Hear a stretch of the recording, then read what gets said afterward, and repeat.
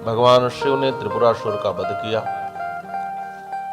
एक दिन देवराज इंद्र और देवगुरु बृहस्पति भगवान शिव के दर्शन के लिए जा रहे थे। इनकी भक्ति की परीक्षा लेने के लिए भगवान शिव एक ब्राह्मण का वेश बना करके रास्ते में ही बैठे थे। वेश बड़ा विचित्र था। वैसे भस्म आदि पोत कर ब्राह्मण देवता बैठे थे। देवराज इंद्र गुजर रहे थे और देवराज इंद्र को बड़ा अभिमान, कौन हो तुम, रास्ते से हट जाओ। वो ब्राह्मण देवता कुछ बोल नहीं रहे। हटोगे कि मैं बताऊं तुम्हें, रास्ता खाली करो नहीं दंड दूंगा। इसका मतलब यही है कि जब हम भगवान के दर्शन के लिए जाएं तो अभिमान रहित होकर जाएं, और हम बहुत बड़े होने का अभिमान लेकर जाते हैं। ये हमारी समस्या होती है। बहुत से लोग जाते हैं मंदिर में तो सोचते हैं कि मेरा मंदिर में भी बड़ा सम्मान हो, पुजारी जी मेरा बड़ा सम्मान करें, और हम सामान्य लोगों को धक्का मुक्का देते या रास्ता खाली करवाते चलते हैं। बड़े लोग जब आते हैं तो यही करना चाहते हैं। इस कथा का तात्पर्य भी यही है कि भगवान के दरबार में जाओ तो अभिमान शून्य होकर जाओ, अहंकार रहित होकर के जाओ। किसी भक्त को हमारे व्यवहार से पीड़ा न हो जाए ऐसा बन करके जाओ। सच्चे अर्थों में यह भक्ति है। लेकिन हम दिखावे की भक्ति करने जाते हैं, लेकिन अभिमान का ही पोषण करते हैं। देवराज इंद्र भी यही, जा तो रहे भगवान शिव का दर्शन करने, लेकिन बड़े अभिमान के साथ, हटो नहीं मार डालूंगा। तो भगवान शिव ही ब्राह्मण बनने बैठे थे। अच्छा तो जरा मार कर दिखाओ। इतने क्रोधित और कुपित हो गए देवराज इंद्र कि वज्र निकाला मारने के लिए, और जब वज्र चलाना चाहा तो हाथी अस्तंभित हो गया। अब इंद्र घबराए, क्या हो रहा है, ये तो हाथी आगे नहीं बढ़ रहा है। वही परशुराम जी वाली स्थिति हो गई, दहई न हाथ बढ़ई न हाथ दहई रिस छाती। हाथ आगे बढ़ता नहीं, क्रोध से हृदय जल रहा है। उस ब्राह्मण देवता ने कहा, क्यों मारो जरा, तुम भगवान शिव का दर्शन करने जा रहे हो, अहंकारी अभिमानी, तुम शिव के दर्शन के योग्य नहीं हो, तुम मुझे क्या मारना चाहते हो, मैं तुझे मार डालूंगा। यह कहकर भगवान शिव असली रूप में आते हैं और तृतीय नेत्र उनका खुला, क्रोधाग्नि धधक उठी। बृहस्पति ने तुरंत विनती करी, महाराज गलती हो गई, क्षमा करो क्षमा करो। अभी गुरुजी साथ में थे तो बचा लिया। गुरुजी की स्तुति से भगवान शिव प्रसन्न तो हो गए, लेकिन उन्होंने कहा कि अब मेरा क्रोध तो बाहर आ गया, अब इसका क्या करूं। देवताओं का क्रोध भी व्यर्थ नहीं जाता, क्रोध का उपयोग कहां करूं। अब इस भगवान शिव के क्रोध को डाला गया समुद्र में, और उससे एक बालक पैदा हुआ, उसी का नाम पड़ा जलंधर। समुद्र ने पुत्र के रूप में अपनाया, भगवान शिव से प्रकट हुआ, उनका अंश है, इसलिए शिवांश भी है ये जलंधर। जलंधर बड़ा हुआ और बड़ा प्रतापी बलवान हुआ है। असुरों ने अपना नायक, असुरों ने अपना राजा, असुरों ने जलंधर को अपना सम्राट स्वीकार कर लिया। जलंधर का दरबार लगता, बड़ी लंबी चौड़ी कथा है, मैं बस संक्षेप में सुना रहा हूं। उसके दरबार में किसी चीज की कोई कमी नहीं थी, अद्भुत वैभव था। गुरु शुक्राचार्य आए, असुरों के गुरु हैं। शुक्राचार्य जी से जलंधर ने कहा, गुरुजी कोई अच्छी कथा सुनाइए। तो शुक्राचार्य जी भी भड़काने के लिए समुद्र मंथन की कथा सुनाए, और कोई कथा नहीं मिली थी। और कहा, पता है, असुर और देवताओं ने मिलकर के समुद्र मंथन किया, दैत्य और देवताओं ने मिलकर के, और छल से अमृत देवताओं को दे दिया गया। समुद्र तो मेरे पिता हैं, शुक्राचार्य ने कहा। हाँ, तो किसने अधिकार दिया जो मेरे पिता का मंथन करे। कहे तो देवताओं से पूछो। एक दूत को भेजा जलंधर ने, कहा देवराज इंद्र से पूछ करके आओ कि समुद्र के भीतर की जो चीजें थी वो मेरे पिता की थी, चाहे वो अमृत हो चाहे रत्न हो, और मैं समुद्र का बेटा हूं, इसलिए वो मेरी संपत्ति है। जितनी जल्दी हो सके मेरी सारी संपत्ति को वापस करो, अमृत वापस करो, सारे रत्न वापस करो। अब देवराज इंद्र के पास संदेश भेजा, और नहीं भेजोगे तो फिर मैं चढ़ाई करूंगा, छीन लूंगा। जलंधर ने चुनौती दी। ऐसा क्यों किया? अच्छा, देवराज इंद्र भी बड़े बुद्धिमान, इधर के गुरुजी ने इधर भड़काया, तो इधर के गुरुजी भी तो पढ़े लिखे, देवगुरु बृहस्पति। देवगुरु बृहस्पति ने कहा इंद्र से कि आप ये संदेश भेजो। क्या? कहा तुम्हारे बाप ने गलती की थी, इस कारण हम लोगों ने मंथन किया। समुद्र ने कौन सी गलती की? आपने घटना सुनी होगी, पढ़ी भी होगी। पहले पर्वतों के पंख होते थे, पहाड़ भी पहले उड़ते थे। उड़े कोई बात नहीं, लेकिन समस्या तब होती थी जब उड़ते उड़ते इनका जहां मन करे वहीं बैठ जाते थे। आज कल्पना करो, यहां कथा चल रही है और पहाड़ उड़ने वाले आज भी होते और उनका मन करता यहीं बैठने का, तो हम लोग का क्या होता? कचूमर निकल जाता। तो पहाड़ ऐसे ही करते थे, कहीं भी किसी घनी बस्ती पे बैठ जाएं। बहुत बड़ी समस्या हुई, लोगों ने देवराज इंद्र से प्रार्थना करी। देवता हैं, देवताओं के राजा हैं, समर्थ हैं। देवराज इंद्र ने एक अभियान चलाया, पर्वतों का पंख काटने का अभियान। जैसे होता है ना, कोई समस्या फैल जाए तो सरकार अभियान चलाती है, चाहे कोरोना वैक्सीन हो, चाहे पोलियो उन्मूलन हो, 2 बूंद जिंदगी की तो चलाना पड़ता है।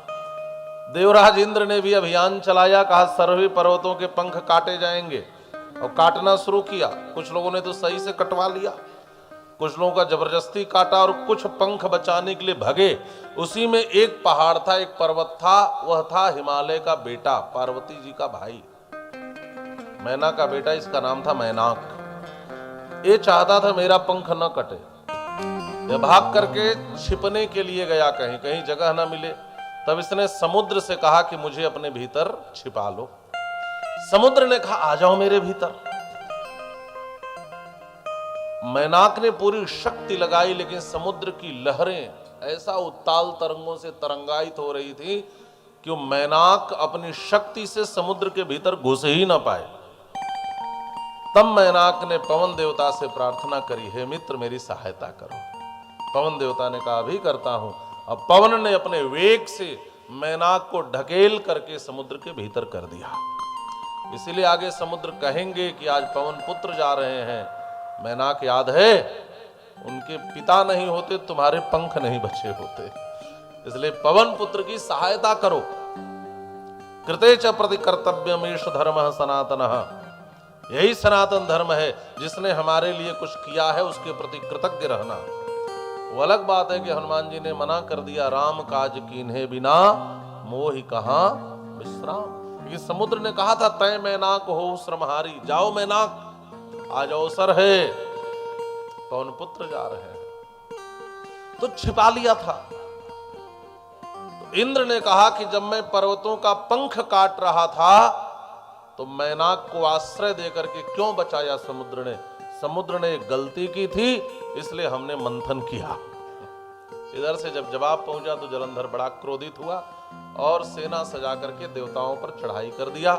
भयंकर संग्राम छिड़ा। जब भयंकर संग्राम छिड़ा, देवता हारने लगे। पहले आसानी से नहीं हारे। देखो, गुरु मेहरबान तो चेला पहलवान कहा ही जाता है। अच्छा, दोनों तरफ कोई मरे ही नहीं, युद्ध रोज हो, असुर मरे, दैत्य पक्ष के लोग मरे, तो क्या होता था? का शुक्राचार्य जी को मृत संजीवनी विद्या का ज्ञान था, वो जीवित कर देते। और देवता मरे तो बृहस्पति के पास वह पर्वत जो बाद में हनुमान जी भैया लक्ष्मण के लिए लेकर के आए थे, हाँ, वहां मृत संजीवनी औषधि थी। तो देवगुरु बृहस्पति उस द्रोणाचल से औषधि लेकर के देवताओं को जीवित कर दे। कोई मरे ही नहीं, भयंकर संग्राम चले। तब शुक्राचार्य जी ने कहा, बेटा जीत नहीं पाओगे, पहले द्रोणाचल को नष्ट करो। द्रोणाचल को हटाओ, अपने कब्जे में लो। अब बड़ी लंबी कथा है। द्रोणाचल पे कब्जा कर लिया, तब देवता घबराए और देवता हारने लगे। तब भगवान विष्णु के शरण में गए। पहले तो भगवान शिव के शरण में गए। भगवान शिव ने कहा मेरा बेटा है, बेटे को नहीं मारूंगा। तब भगवान विष्णु के पास गए। भगवान विष्णु तैयार हुए। भगवान विष्णु ने कहा ठीक है, मैं तुम्हारी सहायता करूंगा। ये नियम था, कोई शरण में आके रोए तो ये आश्रय देते थे, रक्षा करते थे।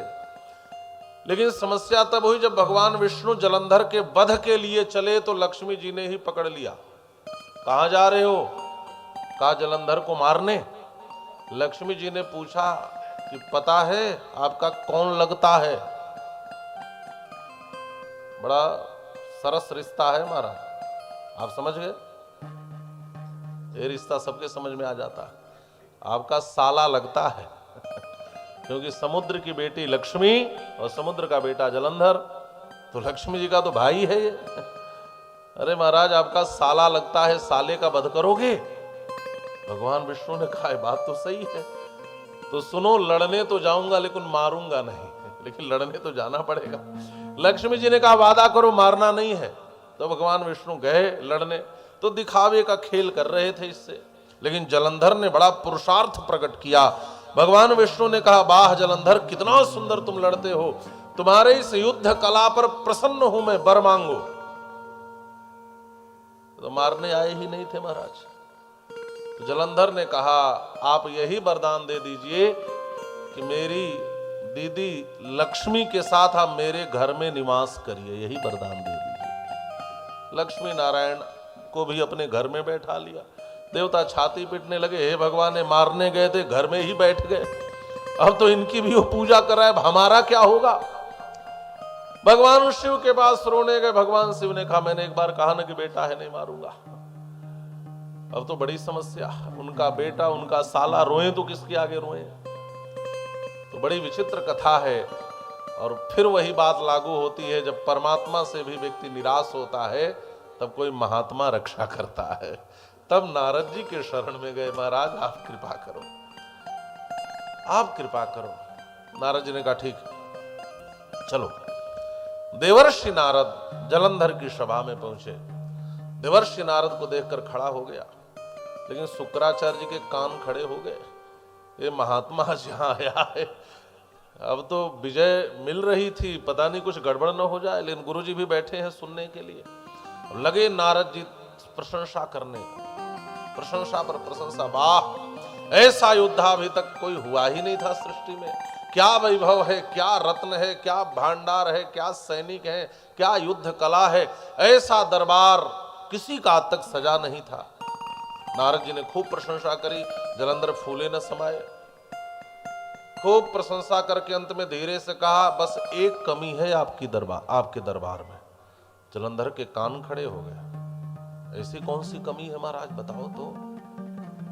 कहा बस एक कमी है, नहीं तो आप भगवान शिव को भी पीछे छोड़ देते। जलंधर ने पूछा शिव के पास ऐसा क्या है जो मेरे पास नहीं है? नारद जी ने कहा उनके पास दुनिया की सबसे सुंदरी स्त्री पार्वती है, तुम्हारे पास नहीं है। पार्वती यदि तुम्हारे पास होती तो तुमसे त्रैलोक्य में कोई महान नहीं होता।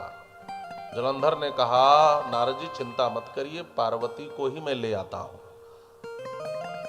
और एक दैत्य को दूत बनाकर कहा जाओ शिव से कह दो कि अपनी पत्नी को मुझे सौंप दे। नारद जी ने कहा काम हो गया देवताओं, तुम निश्चिंत रहो, अब भगवान शिव ही इसका वध कर देंगे।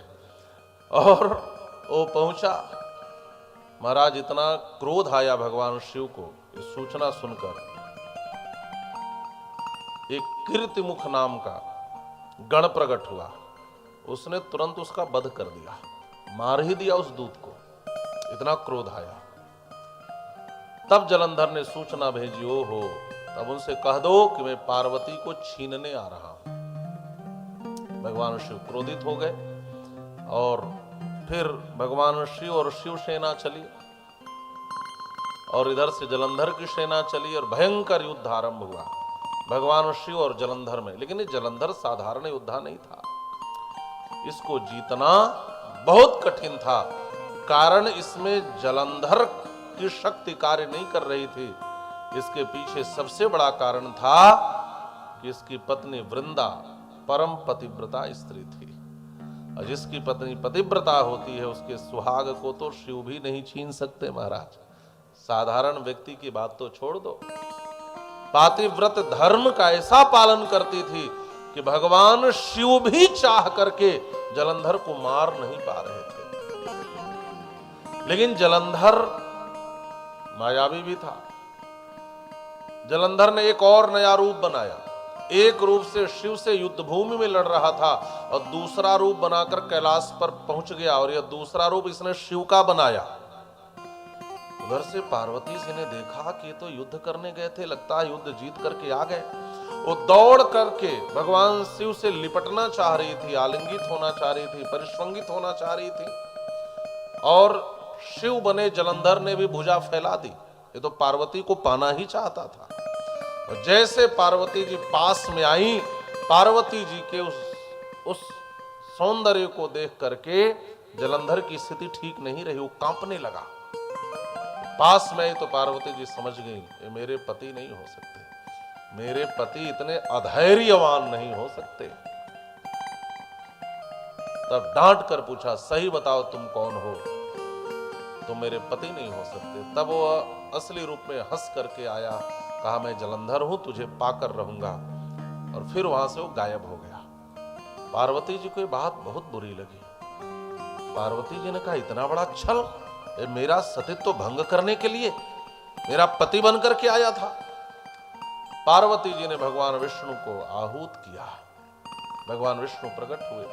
पार्वती जी ने कहा, हे नारायण, मेरा एक कार्य कर दो। क्या? कहा जलंधर मेरे साथ छल करने आया था, आज तो मैं बच गई, नहीं मेरा सतीत्व भंग हो जाता। अब जब उसकी ओर से छल आरंभ हो गया है तो आप भी छल कर दो ताकि जलंधर का वध हो जाए। शुरुआत उसने कर दी। एक बार शुरुआत हो जाए महाराज। महाभारत में कर्ण का रथ चक्र कीचड़ में फंस गया। कर्ण रथ से नीचे उतर करके जब रथ चक्र निकालने लगा तो कन्हैया ने कहा अर्जुन बाण मारो। अर्जुन ने कहा केशव यह धर्म होगा? कन्हैया ने कहा तुम धर्म की व्याख्या कब से करने लगे? गीता तो मैंने तुझे सुनाई थी। उस समय धर्म कहां गया था? जब भरी सभा में द्रौपदी को नग्न करने की कुचेष्टा की जा रही थी और उसमें यह कर्ण भी बैठकर ताल ठोक कर कह रहा था इसको नंगी करके बैठा दे दुर्योधन की जांघ पे। उस समय धर्म कहां था अर्जुन? अधर्म की शुरुआत किसने की है यह विचार करो।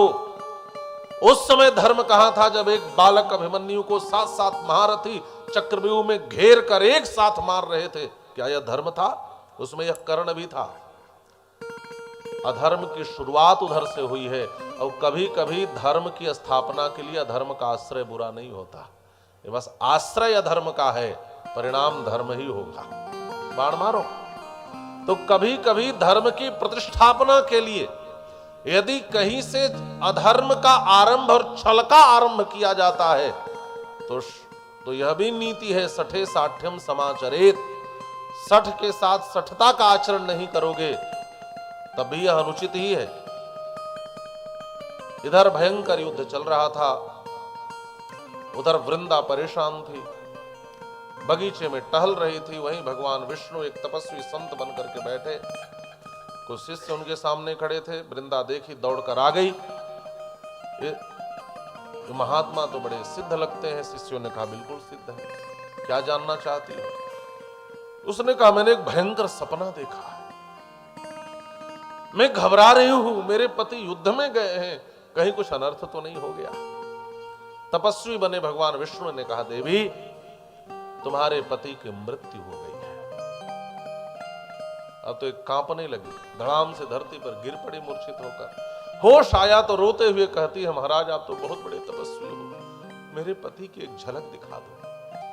भगवान विष्णु ने कहा अभी ऐसा करता हूं। तपस्वी बनकर के आए थे अभी, और उन्होंने तुरंत माया से एक जलंधर को प्रकट करके मृत जलंधर को पैदा कर दिया। मायापति ही है। उसने देखा एक मृत शरीर जलंधर का, लिपट कर लगी रोने। जब रोने लगी तो जो युद्ध भूमि से पति का मृत शरीर ला सकता है, जो इतना बड़ा तपस्वी हो तो जीवित भी कर सकता है। तपस्वी बने भगवान विष्णु ने कहा देवी जीवित कर सकता हूं। और स्वयं जलंधर बन करके उठ करके बैठ गए। अब मैं चलता हूं, तपस्वी के रूप से वहां से चले गए और जलंधर के रूप में वहीं रहे। इतने समय के बाद वृंदा ने अपने पति को पाया था, अब प्रेमालाप करने लगी। भगवान विष्णु जलंधर बन करके पूरी रात्रि वृंदा के साथ रहे। प्रातः काल वृंदा ने पहचान लिया कि आप मेरे पति नहीं हो सकते। लेकिन इधर पातिव्रत भंग हो चुका था, इधर जलंधर युद्ध भूमि में कमजोर हो चुका था। भगवान शिव ने जलंधर पर प्रहार किया है, भगवान शिव ने जलंधर का वध कर दिया। बोलिए भगवान भोलेनाथ की जय।